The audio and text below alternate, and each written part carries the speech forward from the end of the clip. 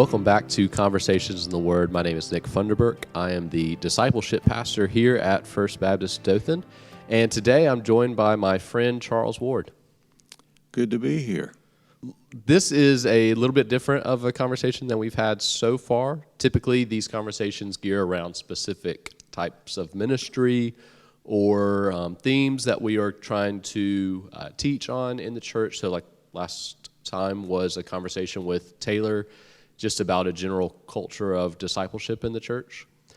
This time I wanted to kind of shift gears and just have at least hopefully, a candid conversation just about sort of just longevity in church membership, in faithfulness, in following Christ. You've been a believer longer than I have. I don't think that's an assumption. You've actually told me a little bit of your testimony, so I can say for certain you've been a believer longer than I've been alive.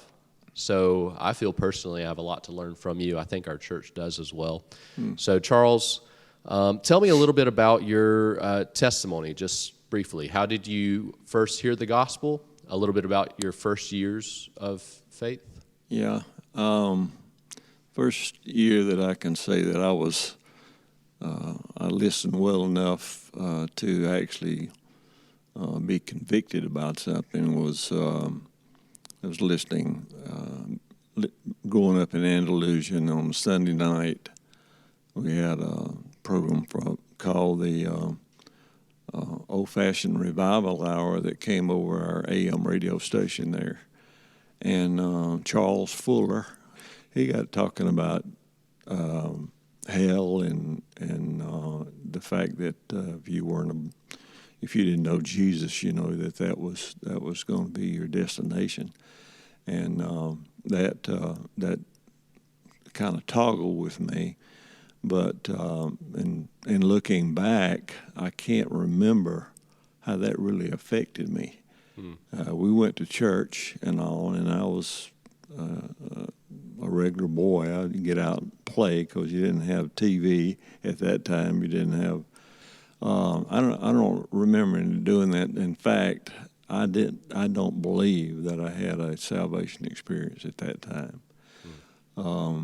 That actually came probably during my junior year in high school when I really got convicted of the fact that the way that I was living and the way that I was doing was certainly not the mark of a born-again Christian. And so I repented of my sins and I asked God to forgive me. That rocked along there through high school and into the service, called to active duty. Went out to California into Mojave Desert and did tanker training. Stayed out there for 10 months, but I tried to have a walk there within my other soldiers and all by really it was a concept of what I don't do. Like I don't drink, I don't cuss, I don't chew, or as those saying, run around with girls that do. Yeah. But it was more about that, and really wasn't because of convictions. And actually, I'm a late bloomer in really kind of getting an idea of what it's really all about. And I started making headway in that when I started thinking about the inner man, who I was inside, who am I in the dark? People see me and they think I'm something, but who am I really? And I started wanting to work toward holiness and purity, because the Bible tells us that we are to be holy as God is holy. I don't mean holier than thou, or put yourself on a pedestal or anything, but I knew that I needed to start dealing with the old man, which I believe that we still, until Jesus comes or we die, we still have to deal with that old flesh. And Paul had to deal with it, and but started thinking about how do I need to think purely and rightly, and of course some of the scriptures that come to mind there, like Philippians 4:8, or Romans 12:1 and 2 about renewing your mind and all. And I think there, when I really started dealing with that, of course, Jesus' Sermon on the Mount, if you look on a woman and you lust after her, it's the same as before God as actually having fornication or adultery with her. And those kind of things, what I was trying to deal with, and not just what people saw, but who I was and who I was before God. And that's probably been the last maybe 15 years. We moved over from Andalusia here in 1968, and we had already watched services on WTVY Channel 4 from Andalusia. They had the First Baptist Hour had a show about 5 o'clock on Sunday afternoon. Who was the pastor at the time? Harper Shannon was Okay. the pastor then. And then you joined. And we shortly joined here 2 weeks after that, and have tried to be involved. Taught Sunday school probably for almost 30 years here. Yeah. 10th and 11th grade. I wanted to ask, what are some of the ways that you did? I mean, this was in 1968. So you've been here a while. Yeah. What are some of the ways that you've served the church? You said you taught Sunday school for a while. Sunday school, deacon. Mostly, I worked on the soundboard. Yeah. Leave Sunday school and come in here and do that. And we had a TV ministry just getting started. Had some old TV equipment, but had a good group of guys that met up there. We'd have a little Bible study up there before we started on Sunday morning. But so I've tried to be involved, and thought that we needed to be. You and Julianne have been especially encouraging and kind to Hannah and I, to our whole family, to the ministry of the church in the time I've been here. And so I think I want to first of all say thank you for just how the kindness you've shown us. What are some ways that you think the church could grow in its ability to encourage and serve one another? Similar to how I see this example of you and Julianne serving in a lot of ways. You show up. For us as pastors, when somebody asks this type of question, the first thing we always say is just show up. Yeah. Be there Sunday morning, commit to a community group, be present and active in that group. Come Wednesday night, come pray with us Wednesday night. So I hope I didn't steal all of your answers. No. But what are some ways that you would encourage? So people always say, well, sometimes I don't know what my gift is. I don't know what I can do. I just feel like I don't have any gifts. Well, all of us can be an encourager. It's a simple thing to do, and we believe that everybody needs to be encouraged and everybody needs to be lifted up. And I'll say this not because you're sitting there, or I know that one of the other pastors will see this, but I will say that it's our observation that right now we have the best overall staff we've ever had, and we mean that. I don't try not to do fake encouragement, like trying to build so much up somebody's head, or who I am, but pointing out things that are true, and that we, like Taylor and you and all, to encourage the ones that are all our pastors stay true to the Word, and in this culture in which we live, especially here over the last couple of years, finding a church where the Word of God is taught and revered is getting to be a thing of the past. How do you think in church we can better bridge the generational gap between the older and the younger generation? Having time with each other, more than just the youth being over here by themselves and then the old people be over here.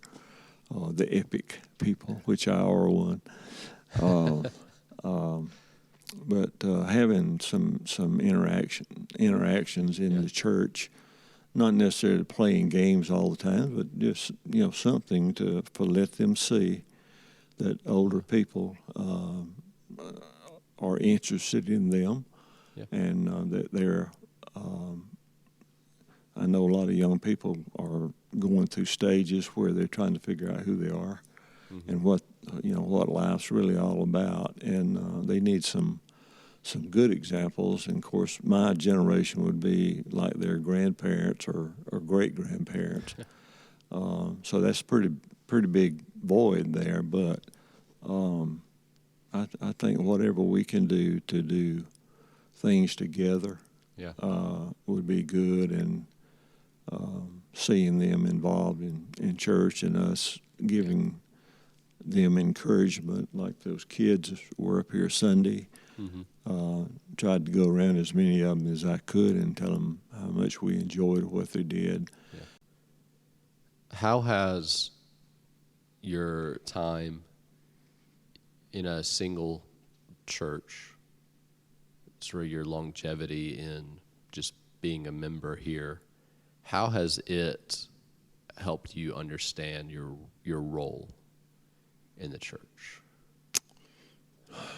Well, of course, there are examples that you see. Mine would be older men that I was looking at, older than I was when I was in here. I think I just thought of something that's kind of funny, though, that we thought that the way you were getting it done was you on Sunday you put on your suit and you came and you were ready. If you didn't have on your suit, then you weren't spiritual. You weren't doing it. I mean, that's really true that some people, and even as we see y'all being conventional here in Taylor's thing, which doesn't bother me at all, some people, older people, will think, well, he's not really dressed. In fact, this is interesting, but I actually had an atheist that I've been trying to deal with and talk to for a long time make comments on what's happening to your church down there. You don't have a pulpit up there, and your pastor comes out in street clothes. What in the world is going on down there? And the choir don't wear robes anymore. And this is from an atheist now, not even a church member. But some of that stuff had to take and go in my mind. It's not that outer presentation that counts. It's what's in your heart, and what is your motivation. We'll say, well, you're doing good work. Well, what's your motivation? What do you do it for? You do it for the glory of God and to help people, or do you want people to come by and say, well, you're going to get 2 gold stars on your place on the wall there? And I think that makes all the difference in the world, is why we do things. And learning that, too, I want to be authentic in what I do.